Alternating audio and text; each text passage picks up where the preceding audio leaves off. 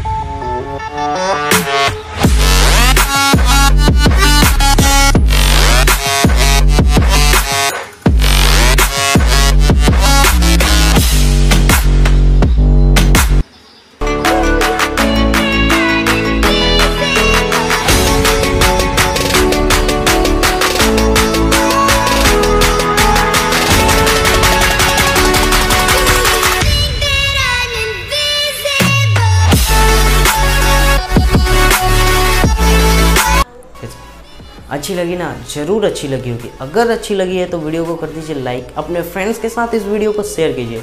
अगर ऐसे ही वीडियो, कमाल का वीडियो आप चाहते हैं तो चैनल को कर लीजिए सब्सक्राइब और बेल आइकन को भी प्रेस कर लीजिए ताकि सबसे पहले नोटिफिकेशन पहुँचे जब मैं वीडियोज़ अपलोड करूँ।